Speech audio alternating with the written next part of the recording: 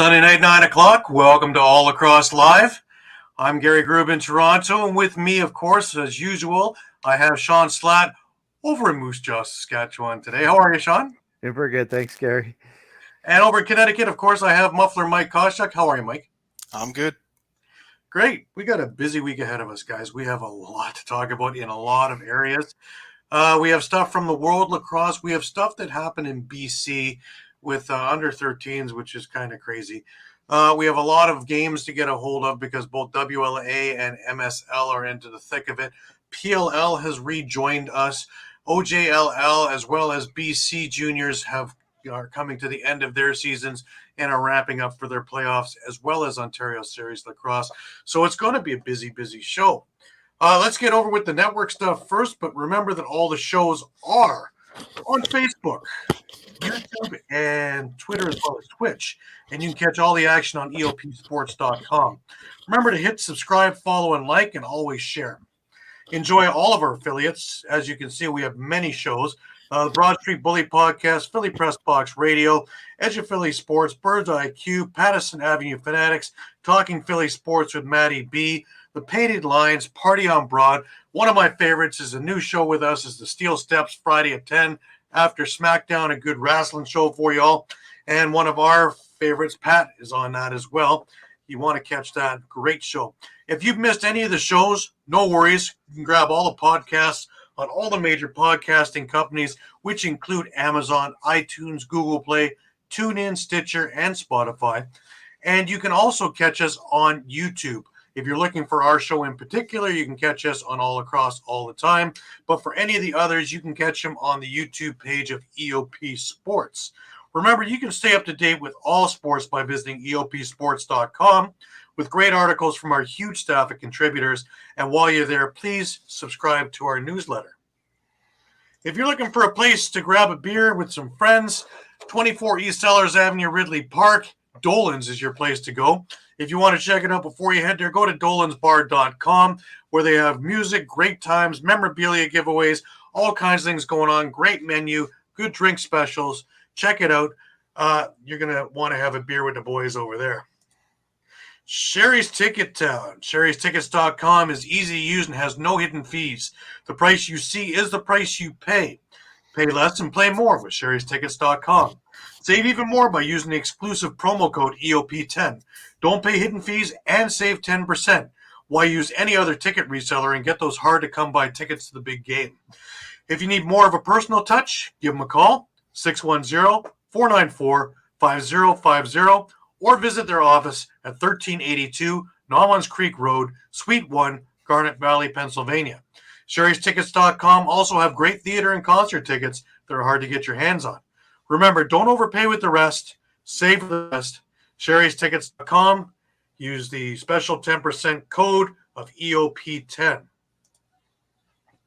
PhillySportsTrips.com is where you're going to find your best deals on all Eagles, Phillies, as well as Philadelphia Union things during the year. You'll probably also find Flyers specials as well. Go over there to PhillySportsTrip.com. You're not going to find anything cheaper and quality assurance. If you wind up with any legal issues, David R. Cherry Esquire and his firm, the Cherry Firm, will be more than happy to give you a hand.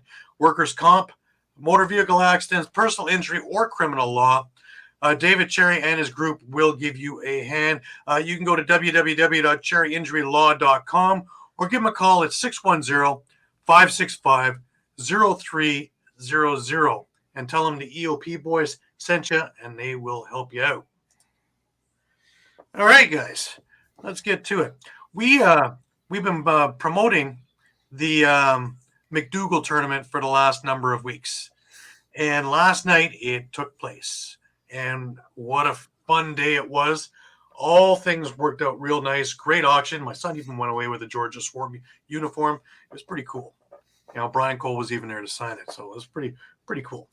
But here's the old picture of everybody who played. You know, some old, some new. By the way, the winning team, it was the Lumberjacks. They're winning 15-14 in OT. Sean Ferris, assistant coach from the Georgia Swarm, wound up with the winning goal. One of the guys who came is a peak of interest was Curtis Davies.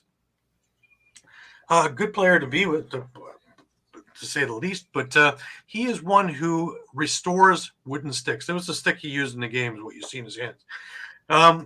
The group of sticks that he brought with him that was just incredible. Everything from Etienne to Alfie Jackson, all of these sticks, and he takes them and puts them almost in mint condition by the time he's done with them. Just some fabulous work. If you want to go check out some of his stuff, he is on Instagram at Whitehand003. That's WHITEHAND 003 for his Instagram page. Pretty cool stuff on there. We also, of course, had Brian Shanahan doing his thing out there. Dangerous Dan. He looks like he can still play another 10 years in the NLL. My God, he was fleet of foot last night. He looked fantastic. Now, the other thing that I've been promoting for the last little bit is coming up in just under 2 weeks now. And that, of course, is the Fan Cup. There is going to be a website to bid on some of the auction stuff. Now, there's going to be 9 or 10 things on the website. As soon as I have it, I will post it up on the All Lacrosse page, as well as on the other pages, so you can have an opportunity to bid from wherever you are and try and score some of the stuff.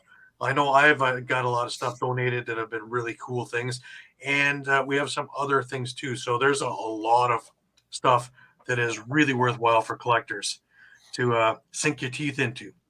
One of the other real cool things that I talked to the guys about, had a little chuckle with, of course, the motto there is win or lose, we drink the booze. So why would we not have our own selection of beer? Yes, sir. 20 Cup over in Oakville. Win or lose, we drink the booze, man. You'll be the first one on your block to have one. Anyways, that's coming up in 2 weeks. There's 6 teams in it from all over the place, including Chicago, Philadelphia, Buffalo. I believe Rochester's got people in there. I don't know if they have a team this year, as well as local. And, the Roadies, that's my team. Even my son's going to be playing. So, if you want to watch some passionate playing, I don't know if you're going to be watching NLL caliber, but passionate playing. Win or lose, we drink the booze. Remember, that's the motto here. So it's going to be a fun day for everything. And even in the lunch break, some of the ladies who aren't playing are getting together for their own little tournament there. So it'll be fun for everybody. And there's all kinds of things. There's going to be food. There's going to be a beer garden. There's auctions, and as well as a whole bunch of other things. So you want to come down there. I don't think it can cost you anything. So just go on in and come say hello. Moving on, guys. I always bring up that positive stuff because we have so much negative stuff that's coming on here. I want to talk about this English Japan game from the Worlds, just to let everybody in on what was going on. Let's let them see the hit first. Now, to preface it, the game is over. Japan was winning 8-4. I think there was less than a second, maybe 0.3 of a second left on the clock when this happened.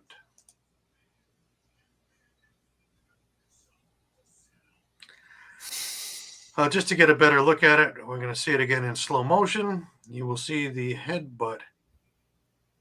Boom.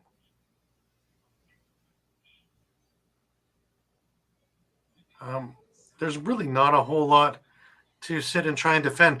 Now, I'm hearing people say that the player that jumped in on top of him should be suspended as well, but I think he did what he's supposed to do. Yeah, 0.3 seconds left in the fourth, 8-4. This game is done. And this guy was unconscious. We don't need to see it again. England came out with a statement. And here we go. In the closing moments of the 5th-6th playoff game of the World Lacrosse Championships held in San Diego on Friday, June 30th, an extremely regrettable incident occurred involving England player number 24, Andrew Baxter. Baxter executed a late, high, and excessively violent tackle on Sota Hakazaki of the Japanese team. England Lacrosse unequivocally condemns this action as it goes against the principles of fair play and sportsmanship that we uphold. We want to express our sincerest apologies to Sota Hakazaki and the entire Japanese team for the distress caused by this incident. Now, let me get rid of the banner here. We are relieved that Soto has thankfully recovered from the incident without sustaining serious injury. Our thoughts and best wishes remain with him and the entire Japanese team as they move forward. Following the incident, England Lacrosse has been fully cooperative with the World Lacrosse throughout the disciplinary process associated with the World Lacrosse Championships.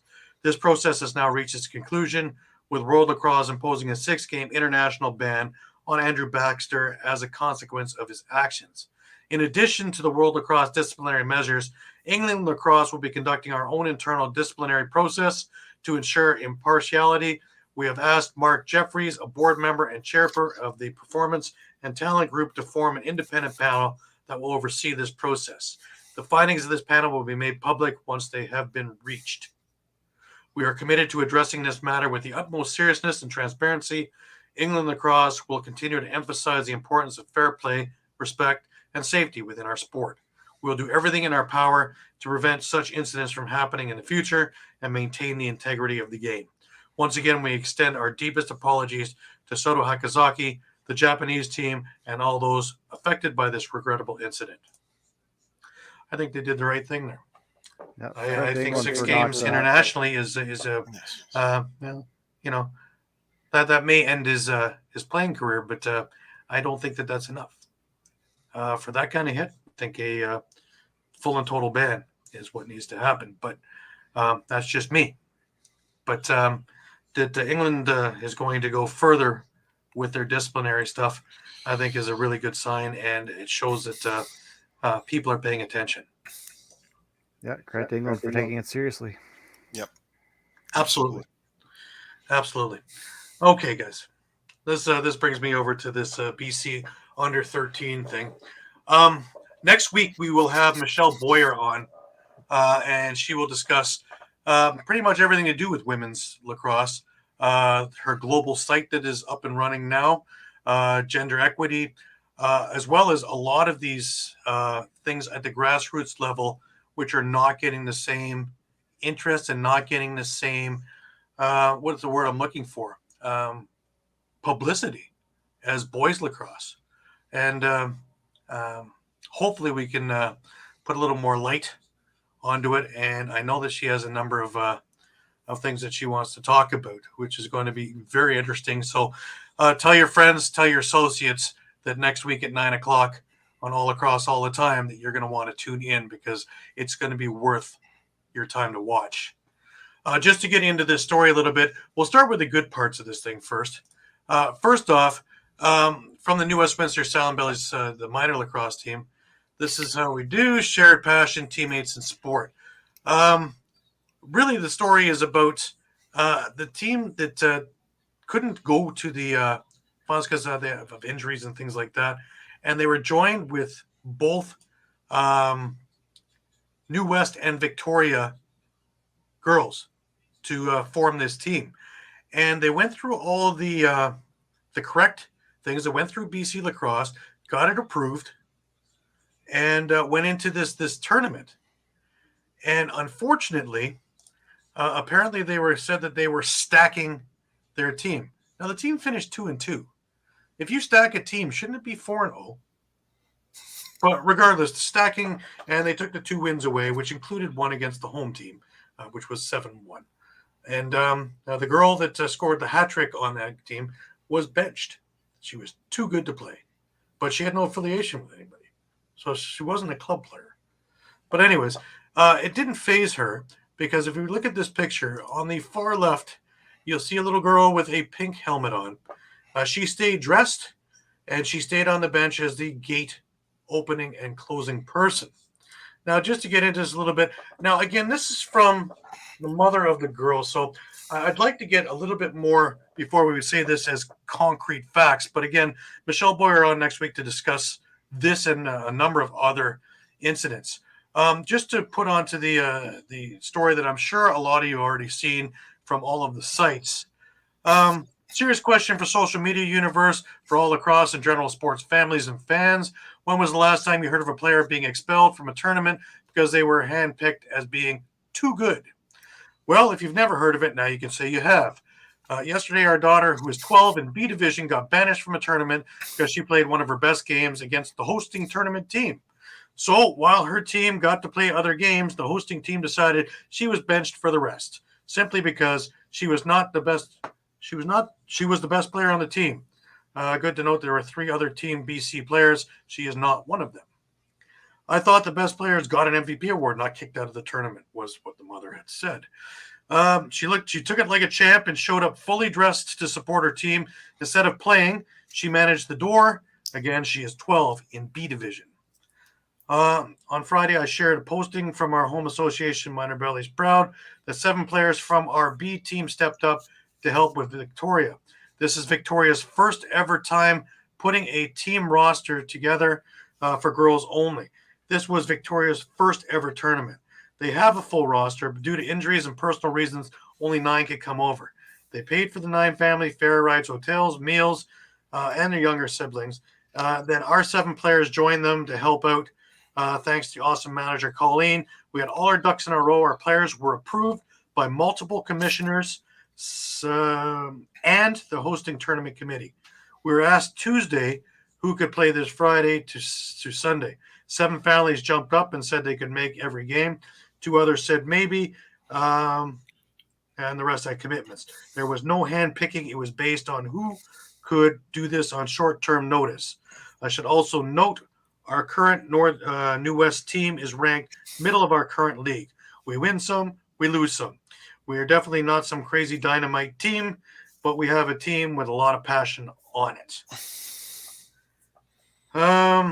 Game 1 versus the host team, we won 7-1.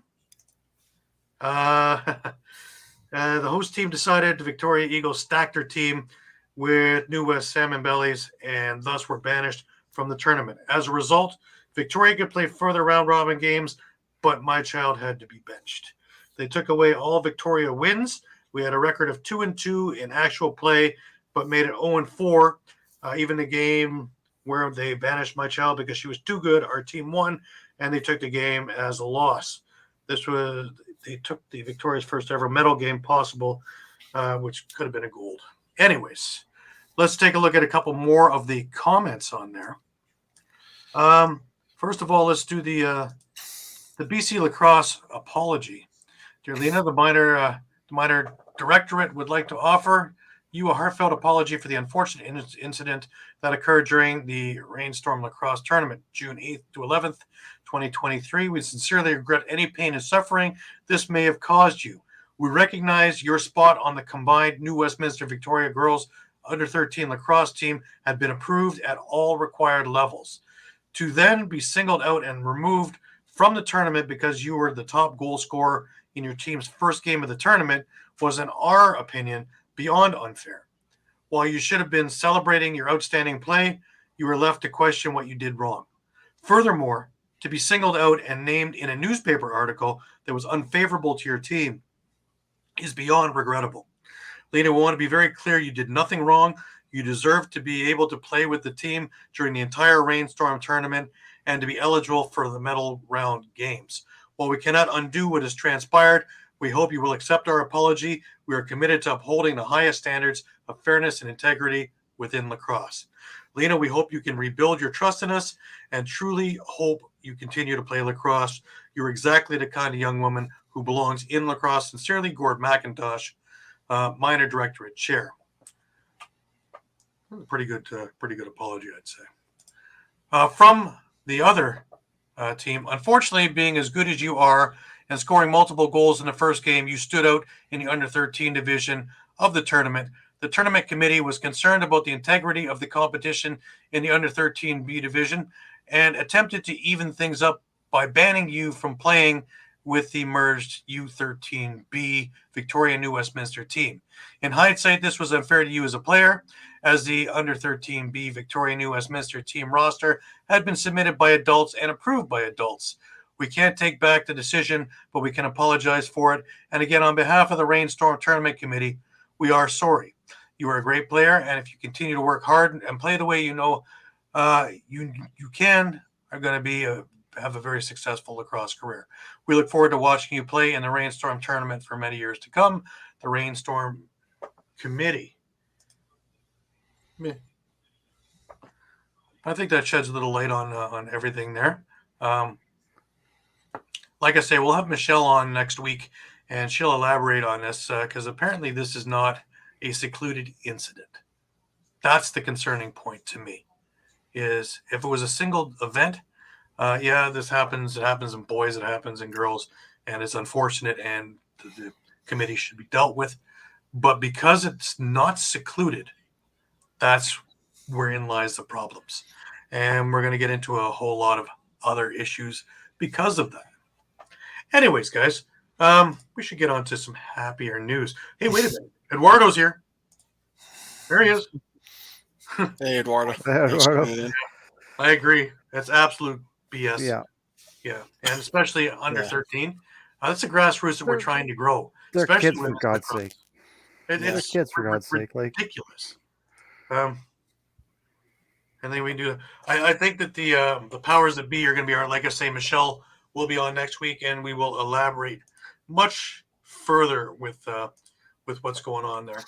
Yeah, it's very possible we may get some information that we don't have at this time about that. Absolutely. I'm open to all things coming in. That I've seen as the major stuff, including the letters of apologies, and the other stuff that was precursed to it. But the main point of it was approved by all beforehand, by adults, as the letter said.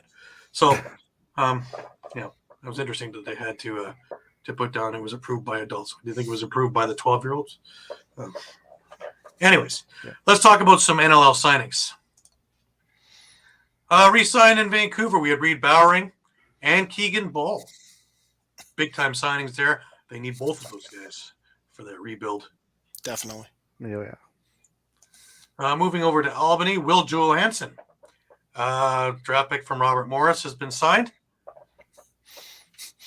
Yeah, I'm definitely excited. I know Shawn's excited about that signing too for Albany. So he's. Well, we're saving Shawn's excitement for the next two. Yes. Yeah. We got Connor McClellan signed for 2 years over in Saskatchewan, which is a big piece to that. Big piece of their defense for sure. Yep. And of course, Clark Walter for 2 years. So I think that's the even bigger one. He had such a great end to the year. He made Marshall Palace expendable last year, and he's going to be that future of that offense. Mm-hmm. Yeah, I agree. Yes, Eduardo, Vancouver's resign was massive. Absolutely. Yeah, Eduardo's got a good point too. If it happened in the U.S., to be 50 lawyers ready to sue. I laugh about it, but it's true, right? Yep. Mike? Yeah, I absolutely agree. It's just I just find the whole thing kind of nutty. So, you don't expect that maybe in under 21s, where these are going for contracts and going for big, Again, they're kids. They're kids. That's what I'm saying. It's about kids. It's about letting kids play, guys or girls. It doesn't really matter at that age. Put them together. We do it in hockey. Yeah, really don't understand. It's non-contact. Yeah, let them learn the skills together. We don't need to have just simple teams on either side. Sure, you can have your all-stars and your club teams, but as a house leagues and stuff like that, really? Yeah, it's just in the fact that it was all approved, and the kids who helped out were just happened to be the kids who were available. Exactly, it makes the whole situation just more baffling. Yeah. So. Well, I say we'll have more. Hey, Dave's with us. How are you, Dave? Hey, Dave. He's going to Lacrosse land. We are doing well. Just heard the last 5 minutes, you'd think it wasn't, but no. I think it's still sunshine and rainbows in Lacrosseville. That's why we started out with the McDougall charity tournament and auction and things like that. Just fun stuff. But not everything is always great. But speaking of good, we have Shawn with the Junior A report. Look at that. Yeah. All right. Yeah, All right. going into the final week of the season here, before the postseason, I guess. Yeah, I guess we'll start off Sunday. We had the one late game that we weren't able to get to. We saw the Delta Islanders take out Victoria Shamrocks 10-9. Heading into Tuesday, then New West picked up a 9-8 win over the Port Coquitlam Saints. Wednesday, we saw the Adanacs pick up an 11-8 win as they hold on to first place in the standings. Thursday, Burnaby with a 10-7 win over Langley. Friday, we had Coquitlam 13 to New Westminster 6. And then finally, we have Port Coquitlam with a 22-8 win over Langley. So unfortunately, a bit of a There you go. load in that one. All righty. And there we go. Saturday, Victoria, and again, another high scoring game. Victoria came up with a 20-7 win over Delta. And Nanaimo a 10-7 win over Burnaby. And then tonight, actually, we do have a final score on that. It was Nanaimo 12 and New Westminster 8. So I guess looking at the standings now, this is from Saturday night standings, but nothing really changes heading into the playoffs. So you got Coquitlam and Victoria first and second. So the way the playoffs work with BC, I'm just going to pull up just to make sure I got it correct here. So the first round, so the first two teams, 1 and 2, pick up the first round bye, and the next 4 teams qualify for the first round. So we have Victoria and Coquitlam who will pick up that bye in the first round. You have Nanaimo, Port Coquitlam, Burnaby, and New West heading into the playoffs. And unfortunately, Delta and Langley will be taking up the rear there and building for next year. Right. All righty. So we move over to Ontario, and we had a busy week there as their final week and a bit left. There's a couple of games next week, but looking at starting from last Monday, Orangeville, again, still undefeated, 15-7 over Six Nations. Kitchener got a win. Don't say that very often. 15-11 over Peterborough. Whitby over Six Nations on the July 4th holiday in the U.S. 14-5. July the 5th, we went with Brampton winning in a defensive struggle, 7-4. Orangeville just kicked the doors in Kitchener and allowed everybody to know they were around with a 21-3 victory. Burlington beat on Peterborough 12-7. And you had Mimico losing to the Beaches 10-7. Oakville lost to the Beaches the next day, 15-9. Moving to July 7th, Brampton lost to Orangeville. Again, still undefeated, 8-5. Whitby beat Peterborough 8-4. Six Nations lost to Mimico on the 8th, 15-8. A very, very low scoring game. Oakville beat Burlington 5-3. You don't see scores like that very often that are not still in the first period. And looking at today's games, we had Mimico beat Brampton 8-6. These scores just came in. Six Nations beat the Beaches 12-10. And Orangeville, once again, over Kitchener 20-7. So it's hard to do that with a straight face.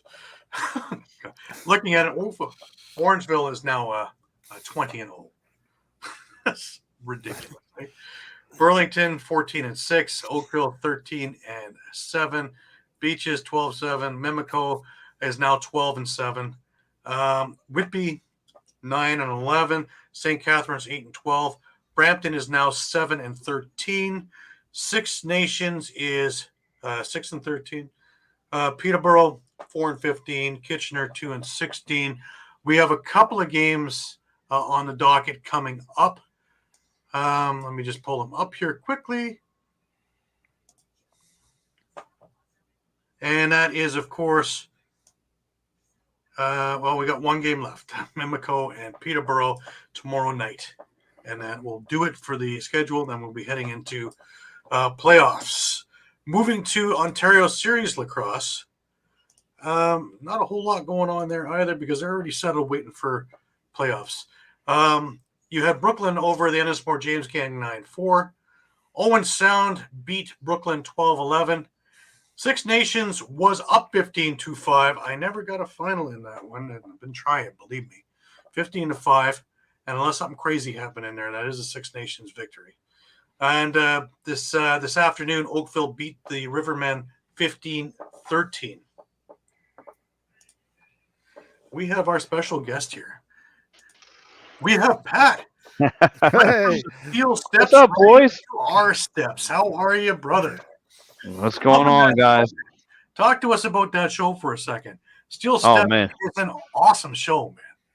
Oh, it is. It's great. It's great. I got a great cast of guys. I got Joey Woods. I got Hakeem. I got Chris. We're always breaking down Friday night. We're talking about the hottest pro wrestling conversations, whether it's WWE, AEW. I mean, anything that's going on at, Impact Wrestling, it's all going down. You know what I'm saying? So, look, someone's bound to get hit into the steel steps. That's for sure. So, and hopefully it's not me this time. So, but yeah, it's a very exciting product. I'm glad to be part of it. Awesome. So, Well, we're at that stage now of course, yes. PLL. And we had a busy week now that they're all back. Oh, Dave. You've been busy with softball. I haven't checked in a while. Good. We are good. We got Pat here now too, so we're even better. Yes. Well, let's not gang consider is back the gang is back together again. Yes. I'm pumped up. I finally got to see some lacrosse on live TV. It felt like forever to get some like live lacrosse action coming through my TV. But I mean, it was right there on ESPN. I was in love with it. I mean, the Phillies were, stinking it up. So he gave me a perfect option to take the challenge changer and click down his bums off. Well, we got some pretty good games too. That was the thing, and then we had the Atlas game. But we had the Water Dogs in Chrome to start this off, and that was a pretty cool game. Water Dogs doing what the Water Dogs do. They go into a 3-0 lead, and was a 7-1 lead at the half. Thinking this game is over. Don't touch your dials, man. Chrome got themselves together at the half. Come out with a great third, 5 goals they scored. They wound up dropping a game 10-7, but put in a really good effort. Kieran McCardle, what can we say about him, man? He had a great Worlds with USA and just continued that along. 4 points, 2 goals, 2 assists. He was the guy that was a big catalyst of why the Water Dogs wound up winning that game. Guys, what do you think? Yeah, I mean, picking up right where they left off, and I mean now they're 3-1, and I mean, I think it's kind of one of those things. It's almost kind of between the fact that they took 2 weeks off from Worlds and that you didn't expect them to do what they did last year. You almost kind of forget that they're the defending champs. Well, yeah, and also you had Dylan Ward back in net, right? So, yeah, so I mean, they're kind of quietly going about their business, and obviously it's going to pick up, over the next month and a half or so. But they're putting themselves in position, and hopefully they can keep rolling, and maybe we can see another repeat.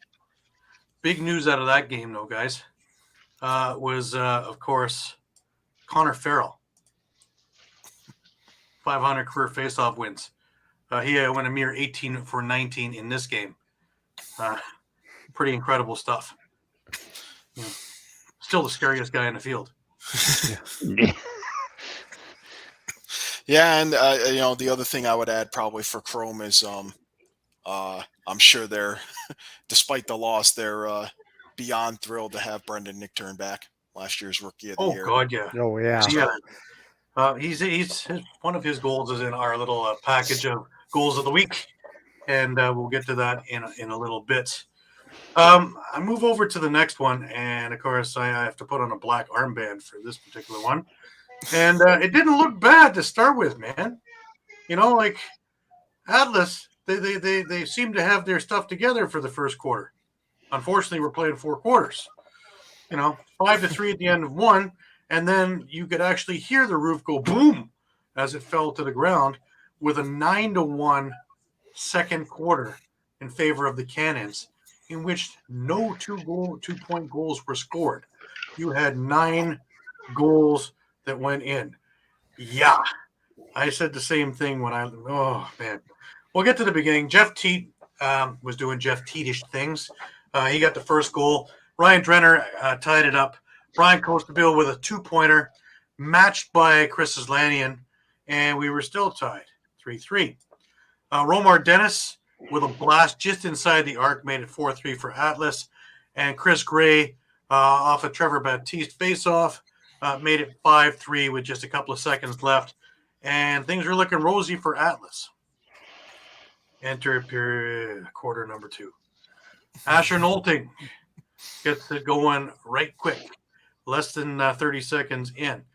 Jonathan Donville scores the next 2, and it's now 6-5 for the Cannons. Danny Logan ties it up 6-6, and that's all we heard from Atlas for the rest of that particular quarter. Matt Kavanaugh, Marcus Holman, Kavanaugh again, Nolting again, Donville again, Chris Islanian, and it's 12-6 going into the half, and now Atlas is reeling.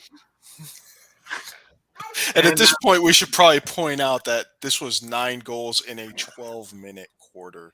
Not a 15-minute quarter, not a 20-minute period, a 12-minute quarter. I can go one step further than that. This is 6 goals in 7 minutes. Okay? I really would want to just put that salt in there real nice. Falling apart. Yeah.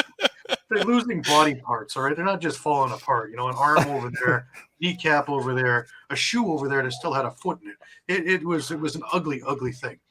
Now, come out of the intermission, and Jeff Teat on a power play. He gets a goal, and it's 12-7, and things are starting to look upward, right? Wrong. Here comes Matt Campbell and Marcus Holman, and it's 14-7. 2-point goal by Romar Dennis, followed by another goal, his first ever, by Michael Rexroth, and it was 14-10, and there was a little bit of hope. I'd say a little bit. Enter the fourth quarter. Here comes the Cannons. You can hear the boom. You can feel the boom. Matt Campbell, Matt Kavanaugh, Marcus Holman, Ryan Drenner, and it's 18-10. And for all intents and purposes, this is done. Eric Law gets a goal for Atlas, but it's answered by Matt Campbell with his third of the game. And Eric Law finishes it off with 20 seconds left. That makes our final score 19-12. And I'll tell you right now, the score is a lot closer than games. Yeah. Yes, this was not one of the finer events in Atlas history. Yeah, and congratulations to Marcus Holman. I believe it's the 4th player in field history to reach 300 goals. So he's the 4th one. Yep. He's the 4th one behind John Grant Jr., Paul Rabel, and Brendan Mundorf. And we have a little clip there because we have the goal, and we have his dad as the coach with a little bit. That's super nice. There it is. Number 300 for Marcus Holman. The Cannons power play strikes again, and that is history for number 1. Someone on your team that plays with a lot of spirit and joy is your son, Marcus, who got to the 300 club amongst an elite group of players like a Paul Rabel and a John Grant Jr. What's it been like to watch his journey? It's incredible. I'm blessed so many ways. Got to be able to share this with him. I don't think Mark, this is a coach talking, not his dad. I don't think Mark gets anywhere near the credit he deserves. He scored 300 goals as being a professional, and you never hear his name mentioned in that, but he doesn't want it that way. He's a grinder, and he's a tough lacrosse player, and he loves this game as much as anybody else, so just really proud of him. And, of course, as Eduardo puts it, the word onslaught. Come on. That's about right. So, the Atlas woes still continue, and I still scratch my head at the cutting of Clark Peterson, who has spent his entire lacrosse career playing with Jeff Teat. They are like yin and yang. I watched them come up in Brampton together through the minor lacrosse, Westwood Jr. I watched them in Cornell play together, and they were yin and yang. I watched them in the Minto Cup stuff. They were yin and yang. I watched them when they were in Atlas. They were yin and yang. And now you've cut him, and Atlas is in need of a person like Clark Peterson doing the other things that Teat can't do or needs to be set up for. To me, it's mind-boggling. But, he hasn't been signed by anybody yet, so maybe there's a chance he gets back there. And we saw what Peterson did at the Worlds. I mean, God, yeah, he was one of the brighter spots for the Team Canada offense, which really should have had a whole lot more zing to it than it did. But once again, we'll talk about how great a defense the U.S. put up and a great blueprint. Let's move on to the Redwoods and Chaos, and this one is a bit of a head scratcher and a shocker in my eyes. I expected Chaos to just come out of flying. No, not at all. Not at all, Double G. What happened was the Redwoods, they took them to the woodshed right and early. I want to see what this kid Josh Bryan was all about, and I want to see how good he really was. And, well, today was his test. And guess what? He came out silent because in that first half, it was all Redwood. How do you want it? You want Glenzie? You want Ryder Glimsey? Did you want Rob Powell? I mean, these guys, it was a 1-2 punch. I mean, it was Glimsey who got the hat trick and some more in the first half. I mean, this dude was dangerous. I mean, every time, I don't know what the coach agenda was, but I mean, every time I saw this kid hit the floor, I mean, if I was the opposing coach, I would say, listen, you guys follow him. I don't care if he has got to go to the bathroom. You follow that man. That man's dangerous.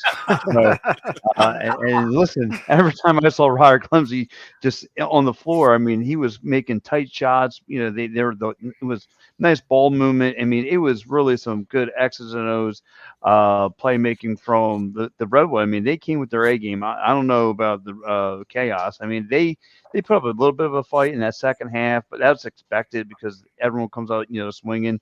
But, just the Redwood just shut it down, just defensively, offensively. It was just too much. And like I said, I want to see what this kid Josh Bryan was all about, and I didn't get him much of a sample size. Well, yeah, I mean, man, I think Josh Bryan is a pretty okay player. To tell you the truth. Yeah. I mean, you never know that could certainly be maybe a little bit of a hangover from the Bandits Championship, and then going right into Worlds with Canada. So, mind you, he did make one of the oh wow goals. So when I put that clip up in a minute or two, he did have a round of world in less than 80 days. Believe me. But yeah, the Redwoods come out and they, as Pat says, they take Chaos to the woodshed, and that was the end of that. There was no Chaos involved there whatsoever.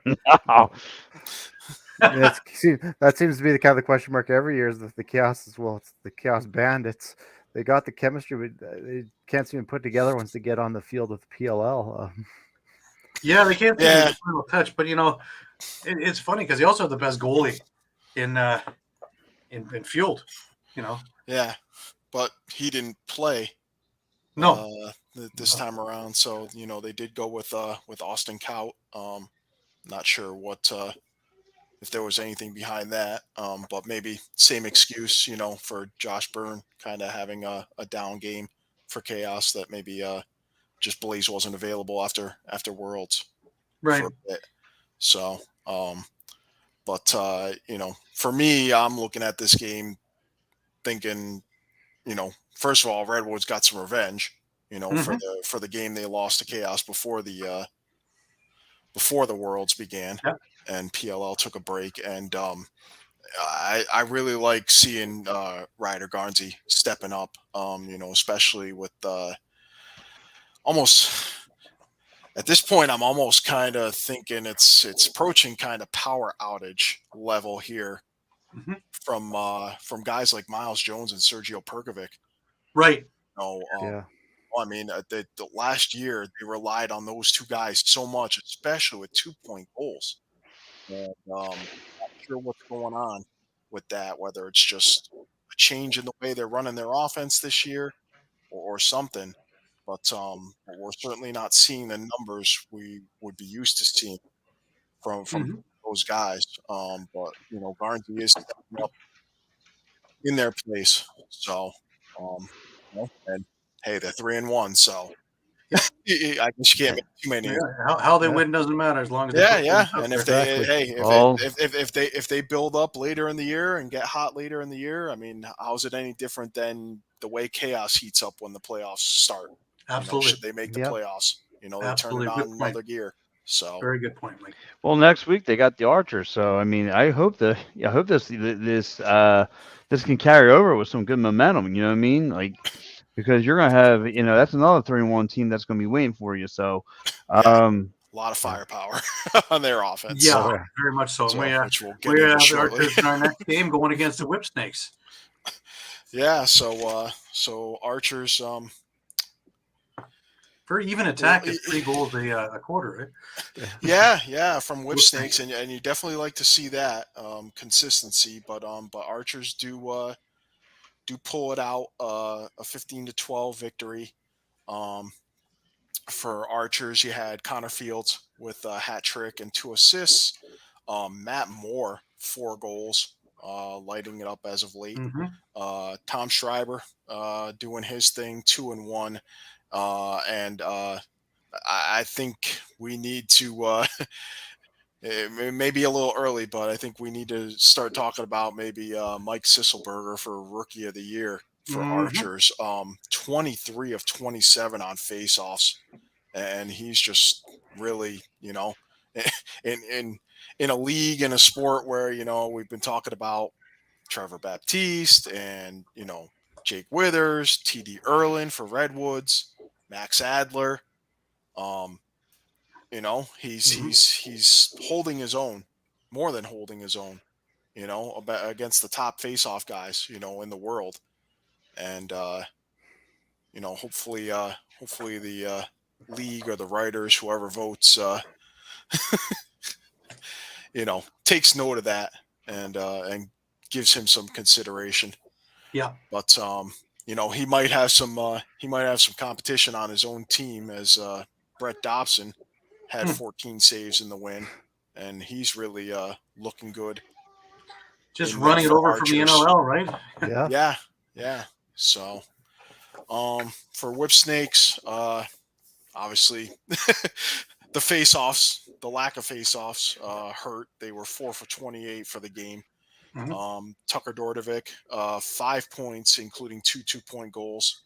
You had Mike Chanenchuk with a hat trick. But stat that stands out to me. Archers holding Will Manning to just 3 assists for the game. Right.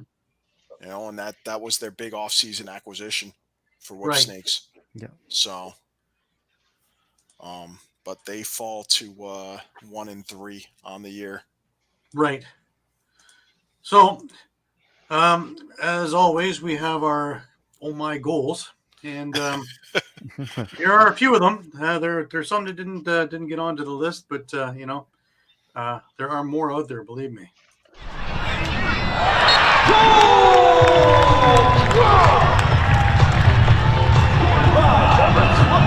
They win the face-off. They still have defensive personnel with a 32-second shot clock. The clock's at 12 right now. Well, this could be trouble. And Chrome on the board first in the second half. Sowers, so crafty. Walker with an open.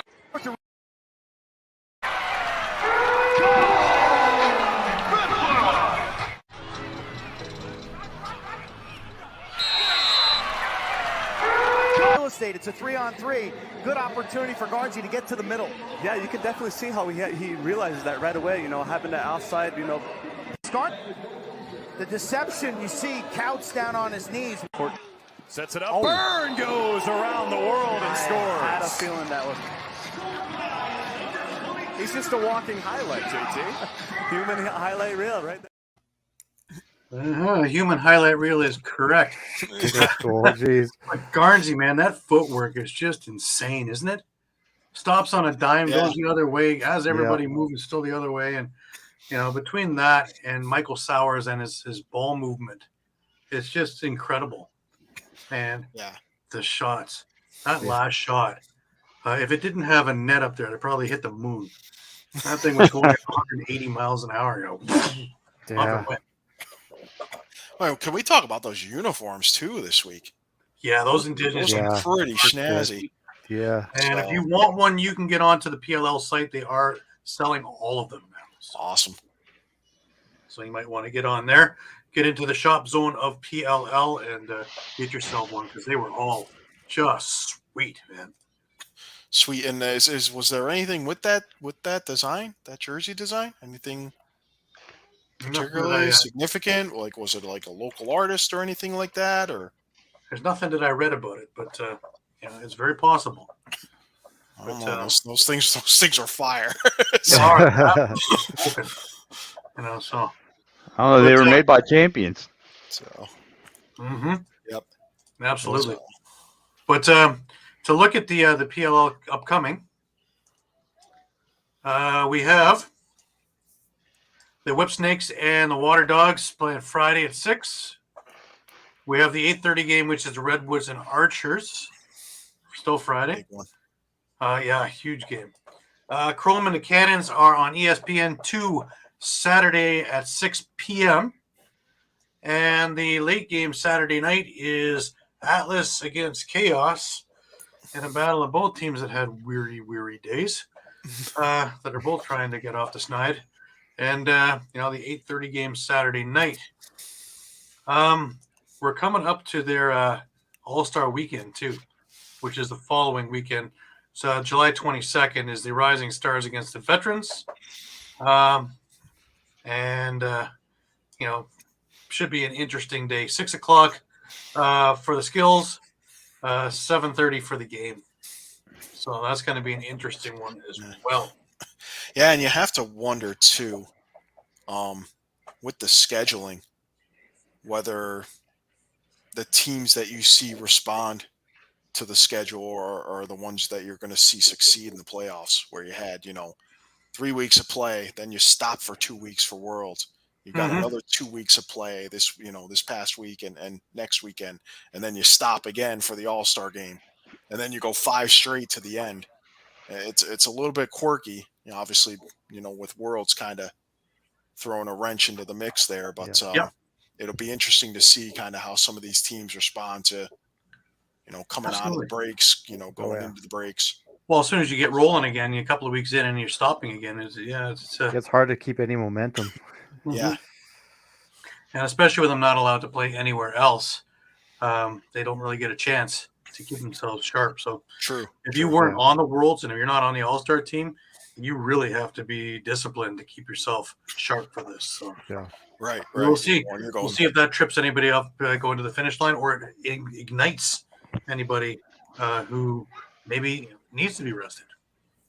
So sure, you definitely can't complain that you're burnt out, because unless you played in everything, you get a lot of time off. Anyways, that brings us to the WLA and to the MSL. Let's start up with some WLA stuff, shall we?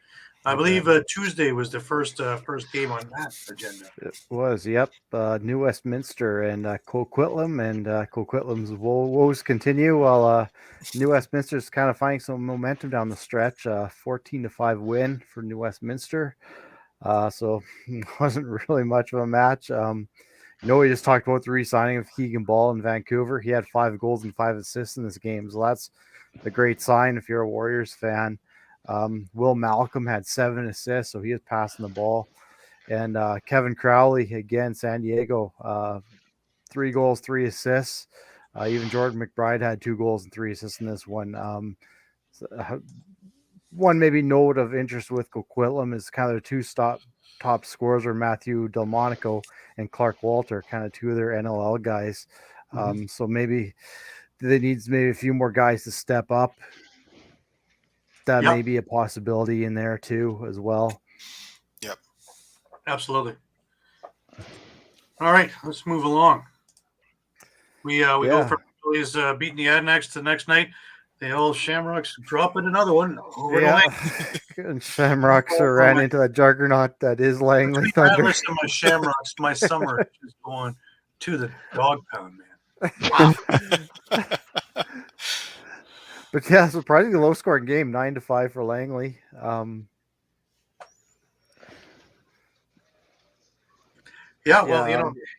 you got the Thunder there. Only 9 goals. But the thing that stands out to me is the Shamrocks with 5 goals. Sigliano with 44 saves. Dixon was the big catalyst with 2 goals and 3 assists for Langley. Yeah. Thomas Vason was the bright spark for Shamrock. Again, that's something I don't expect to see, is that he's the catalyst. Where's Marshall King? Or anybody else? Where's Brad McCulley? Where's There's a lot of guys. Yeah, Cole pickup. So Pickup. You got Chris Wardle on your team too. Where is he? I'm just curious where the whole team went, man, because you take a look from the second to the third, there really was nothing. There was no Shamrocks anywhere. Yeah. Oh, no lucky Shamrocks? They weren't very lucky. not this year. I feel like you can't really put much blame on Cam Dunkerley in goal. I mean, he's still only allowed 9. I mean, Exactly. He faced, 44 shots? Yeah. Yeah. I mean, it was a low-scoring game. Like, normally, if you keep a team to 9, you should be right in the mix of it. But, But yeah, again, like Langley just keeps rolling. Just gone. There's nothing to it. So, yeah, rebuild is one thing, but this is, it just dried up like the well out in Arizona. Yeah. There's nothing to it there. Oh, well. They've got to watch out. But Onward. The Bellies. I'm used to this kind of stuff. The Bellies and the Thunder, man. This was a huge game. This was the game of the week. And this one, I'd like to say I'm really shocked. I'm not really shocked. New West has been playing that good this summer. But I still expected the Thunder to wind up on top. 15-13 for New West over Langley. Ends a 9-game winning streak for Langley. Yeah, and I think this was big for New West because they were already 0-2 against Langley, so they really needed that win. I mean, if they did, yeah. If we're kind of looking at the way the league is shaping up right now, we're probably expecting the WLA final to be New West and Langley. So they need that shot of confidence, heading into the playoffs. So, especially because it's possible they may have the tougher team to play in the semis in Nanaimo. So, right. Yeah. Let's give Langley a little bit of credit though, man, because they got down really badly through that first one. They're down 7-1, and they battled their way back in this game. Yeah. Because it could have been easy just to throw in the towel and say, "Yep, not tonight." They battled all the way back. They were 7-7 midway through the second, and then it was like a Rocky fight, one punch this way, one punch that way. I mean, these two teams are that good. I mean, like Mike said, like these are probably going to be your 2 top teams heading probably towards the WLA finals. And guy not to sleep on with the Salmon Bellies right now is Hayden Dixon. He put up 7 goals in that game. I mean, he's on a tear. And again, Keegan Ball had 8 points. Boy, Vancouver, get excited for this guy. He's had a hell of a summer. And, with good teams comes this, is they don't take stupid penalties and they stay disciplined. And there's only 3 penalties this whole game. And 2 of them were holding the stick. So if you're not allowing your other team to both these teams knew what was at stake. Can you imagine if you had one of the teams allowing a power play to get rolling? Yeah. Oof. Yeah. Yeah. So, I mean, you know what's at stake because, I mean, Sam Bellies lose this one, they lose that much more ground on first place. Mm-hmm. Yeah, for sure. All righty. That brings us over to the Shamrocks actually winning a game. The streak is over. I actually heard about the parade in Victoria. Yeah, they had a parade that marched down bagpipes and everything, and it was 10-9 over Burnaby. This is what it's come to, guys. This is what it's come to. I mean, again, we had a Marshall King sighting too. Yeah, it was a 2 goal, 2 assists for Marshall King. Torrin Eccleston, who was just absolutely tearing it up. Yeah, he had 3 goals, 3 assists over for the Lakers. Casey Wilson, it's not a household name. No, but 2 goals and an assist there in the cause. Thank goodness, because without his 2 goals. Yeah, I was going to say, he was the one who scored it. He's the one who won it for him, really, in the end there. He was clutch. Absolutely. On the power play at that. So, and then give it to him. They played 10 minutes of shutting down Burnaby to make sure that they didn't blow this game. But again, a game that they should win handily, 10-9.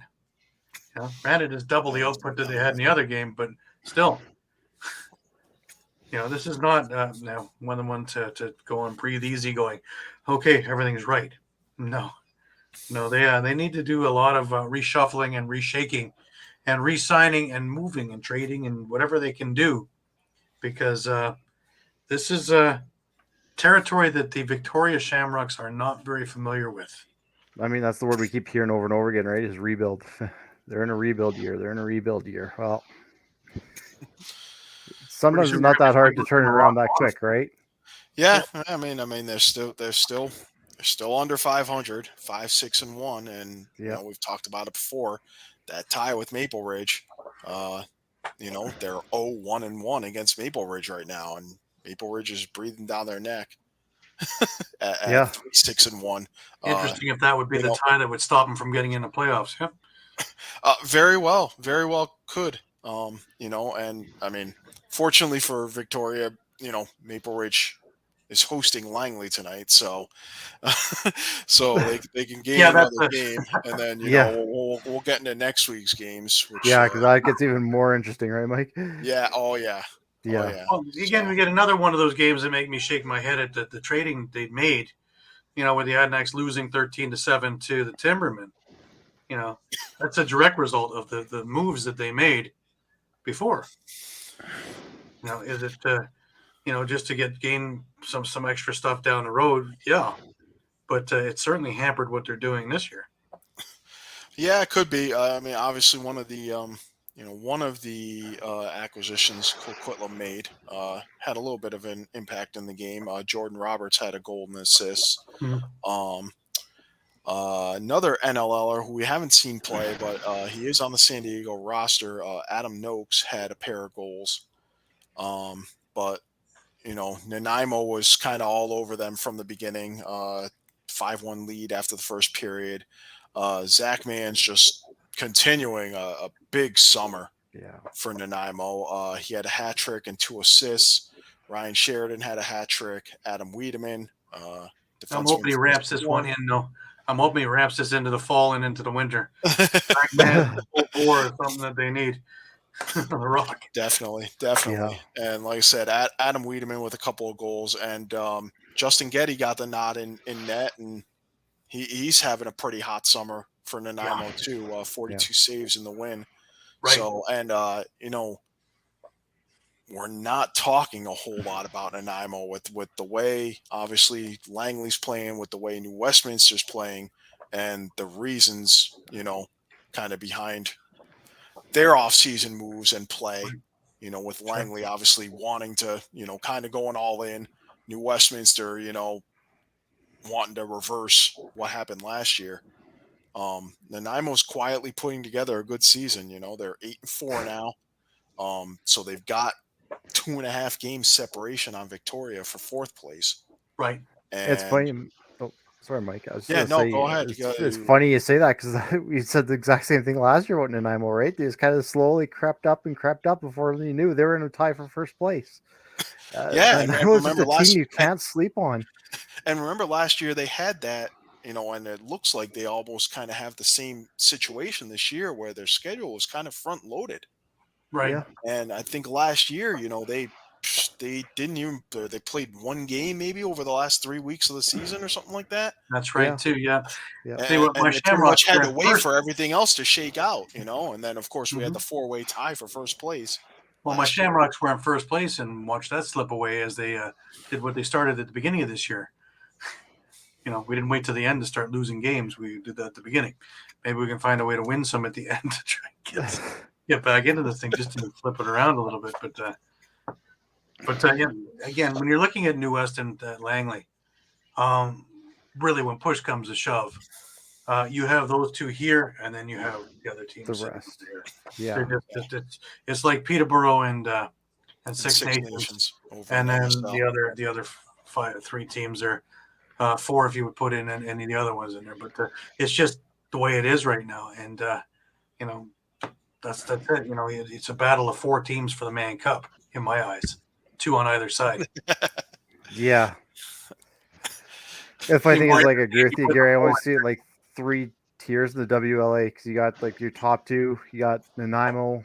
I would even put kind of Victoria, Maple Ridge kind of in that middle echelon. I mean, Burnaby still has a chance, as we'll talk later, but then you got kind of Burnaby at 2 wins and Coquitlam at 1. So you kind of got those I'll 3 give you a tiers. prime example, Sean. Is you're talking about Langley and New West, and they're 140 goals for, 143 goals for, respectively. And then you look at the Shamrocks sitting at 109. Right? They're not scoring. It's that simple. Yeah. And they're giving up goals because they're 107 goals they're giving up against. They're only a +2. So that's just huge amounts there. Take a look at Langley. Yeah, no, that's what I said. I mean, I would put like the Shamrocks in kind of that second tier. Yeah. Because then you look at the bottom, the Adnacks are 79-4 and 128 again. It's sitting in the teams are actually sitting where they should be. You don't even have to look at the wins and losses. Just look at the goals for and against and slot them that way. And basically, it's where pretty much works out. Yeah. Yep. Which is interesting. That's the first time in a long time I've seen that work out entirely like this. You can also go with wins and losses over the last 10, and you'd still get the same result, if you notice. Yeah. Yeah. Which is funny that this thing is working out like that in the WLA. And I guess we can go to the upcoming schedule and mention, like, when we're talking about Burnaby, they've got Coquitlam twice next week. Yeah, so both I mean, of them are home games. So both home games as well. Yeah. So I mean, you're playing the bottom team. You potentially could get 2 wins, and now all of a sudden, the 2-win team is looking at potentially sneaking up towards 4th in that last playoff spot. Well, the Shamrocks have 1 win, maybe. They have the Adnacks next Saturday. But, that's after being annihilated by the Bellies on Friday. Right? So the poor Adnacks, we're talking to them like they're the open, space on the bingo card. Season. I mean, it shouldn't be the free spot, though. You do have to play the game, right? Yeah, it shouldn't. But it's tough when you're 1 in 10. When 79 goals in 11 games, it's hard for me to start putting my money on. I think the Adnacks are going to pull out a win this week. It's going to be one of those prove me wrong ideas. Yeah. So all righty. Well, that's a strange area there, but we're going to go to even more strange, and we have the we have the MSL, and always fun and exciting.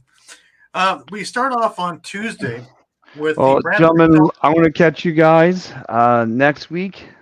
Same time, right? Yeah, I just want to same time. I'll be ready to rock and roll. Huh? Thank you very much for your PLL report. We appreciate it. Oh, dude, absolutely. So, and listen, Gary, I want you on the steel steps. All right? You got it. Bud. I get you on there. I don't know, man. And don't pay attention to this guy. I love weed. Don't pay. He's a troll. He's a cowboy troll. But anyway, I have my eye on that. But anyway, listen, guys, thank you so much. I will be ready for some more PL action. I'm going to get ready to roll here. So, guys, thank you so much, and I'll catch you guys later. That was Pat Bernard. Peace out, brother. Thank you. See you, buddy. All right, guys. Over we go into MSL action, and this is a weird one. This was a weird one. The final score for Six Nations was 11-4, but that's not the way it started. That first period was all Brampton. It was 2-0 Brampton after the first, and then kind of like what happened to Atlas yesterday, you could hear the roof go over in the ILA because 7 goals by the Chiefs. And we had a whole different aspect. It was then 7-3. Add another 4 goals into the third period against the one that Brampton scored. And, that was the end of that.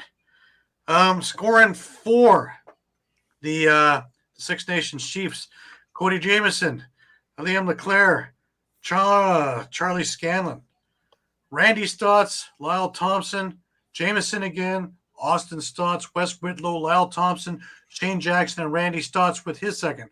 You don't see a lot of repeat names in that list, do you? No. Oh. No, that's the scary part. There's 11 goals, and I think 2 guys had 2 goals. That's it. Everybody else was singles.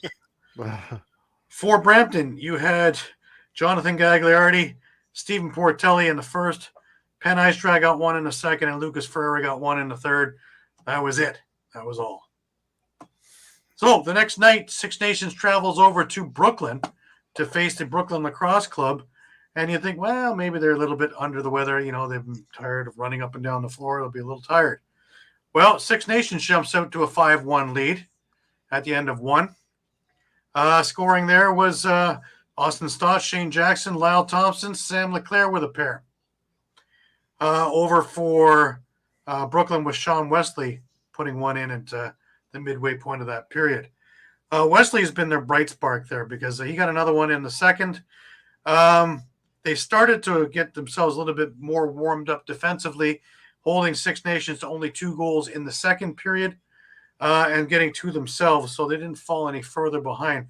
And through the third period, they actually put it together, scoring 4 times, making a game of it. But again, it's too little too late. When you're talking about Six Nations at that stage, they're into shut them down territory, and there really wasn't a whole lot that Brooklyn was going to do. So 9-7 was a Six Nations score, which brings us over to one that, well, for excitement-wise, this would be the game of the week. It was Brooklyn against Brampton, Thursday night in Brampton. And this one was a knock-em-down, drag-em-out affair where Brooklyn and Brampton went neck and neck for the longest time, with Brooklyn coming out 10-8 in this game. And it came down to the last little bit for Brooklyn to pull it away once and for all. In the third period, it came down actually Connor Kiernan with 3 seconds left. It says here 10-9. Connor Kiernan with the game-winning goal, 3 seconds left. How many times have I had to say that with Brampton? That's at least 3 times this year that they've lost in the last 5 seconds of the game. Jeez. So put 3 more wins in there, see where they sit in the standings. Take your pedal off the back, or Takes them from where they are, takes them right up into third place there. It's just crazy. And of course, they give up a shorthanded goal as well, and a couple of power play goals, like 3 of them. So if they stay disciplined, this game isn't even close. But Brooklyn pulls it out 10-9, and we're off to the proverbial races. The other game that night was Peterborough over Coburg. And again, one of those ones where you expect it to be like 22-4 or something like that, and 12-9. And with this one, it comes down to Coburg bringing it to a game in the third period. You had David Anderson, Aaron scoring. Nick Rude got one for Peterborough, which put this thing away. But throughout the game, it was a nip and tuck game. It never really got too far that the Coburg, you could think they would come apart. 5-1 Peterborough after 1, 5-2 in the second. That's 10-3, right? Here comes Coburg with their third period surge, 6 goals. Where'd that come from? Now, think about that as against a full Six Nations team. Do we think that Peterborough can survive having a relapse like that in the third period? Because they're not going to get up 10-3. No, definitely not. No. I don't see them getting up 10-3. Also, you take a look at the shots. It was just a shooting gallery. It was 22-11 for Peterborough in the first, 25-14 in the second. Come the third period, it was 26-15 in favor of Kodiaks. So they took their foot off the gas, obviously, in Peterborough. So, will that come to bite them? They had 62 shots, but if they give another period like that, they'd have 75 shots, and probably an 18-9 win, right? It's just about like I tell my little students, there, you perform the way you practice, and if you are known for taking your foot off the gas, well, you take your foot off the gas. So you need to make sure that these don't become habits. Now, granted, it's Peterborough, a 4-time Man Cup, but hey, I believe Six Nations is making a case for it this year. Yeah. Moving a little further ahead, that brings us over to this evening's game, which was a punch 'em out event. Brooklyn against Coburg in Coburg. And by all accounts, it looked like Brooklyn was going to run away with this thing. Coburg got on the board first, but Brooklyn put together run after run after run in this thing. It was 7-4 after 1 for Brooklyn. And moving along to the second, we had the Kostiuks coming back with a 4-2 period, which now was a 9-8 game heading into the third. Enter the third period. Now this one here, pretty much everything happened in the third. You start off by the Kostiuks scoring 3 in a row, which gave them a 1-goal lead. Brooklyn comes and ties it. It's now 11-11. Here comes Brooklyn continuing with another 4 goals, so a 5-goal run altogether. Liam Osborne, Brady Kernan, Tyler Goodchild, and Caleb Creaser, and it's now 14-11. The Kostiuks come back with 1 more goal with under a minute left. Austin Murphy, too little, too late. The turning point in my eyes was a Brody Burkhoff face masking penalty that happened over in the first at about 15 minutes into the period.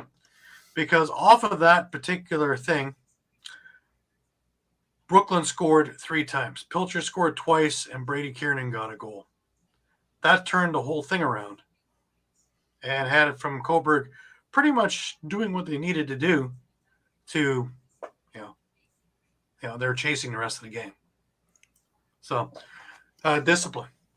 We keep talking about that. Discipline. It's a killer. Yep. Those 5-minute penalties are just absolute killers. But looking at the schedule for this upcoming week, where are we here? I love this site. This site just absolutely drives me nuts. All right, let's get this. I might have it. Yeah. We got Peterborough Six Nations on Tuesday. Then We got Thursday a pair of games. We got Coburg against Brampton, which I will be at, and we have Brooklyn against Peterborough as well. And then Sunday nights, you have the Excelsiors heading over to Coburg to play the Kostiuks, which should be a very entertaining game. And that covers the MSL this week. If we look at the standings, again, I love this site. Six Nations sitting in first place at 9-2. Peterborough is there in second at 8-2. Brooklyn is sitting at 6-4. And coming up the rear is Coburg and Brampton fighting it out for the last playoff spot. Coburg is 2-8, while Brampton is 2-11. Interesting.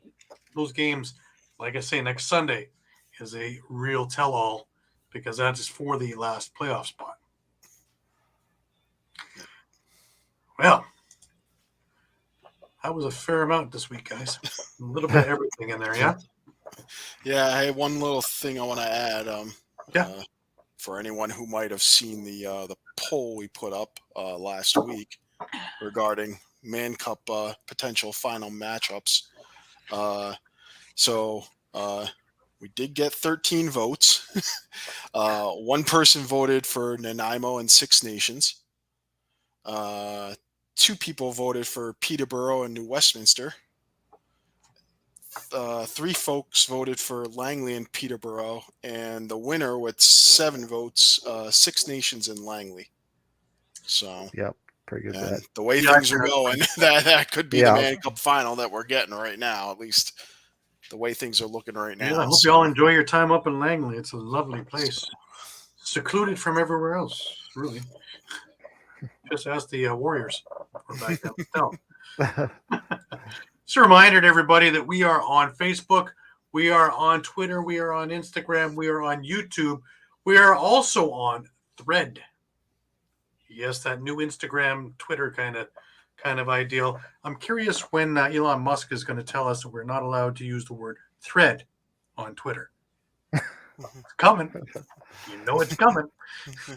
But yeah, we're on that as well. If you want to catch any of our archive shows, you can check us out at All Across All the Time on YouTube. You'll have a full library of shows there, as well as other interviews and other games and other things to take a look at. Again, come back to us 2, 3, 4, 5 times a day, because of late there's been a lot of news and a lot of movement.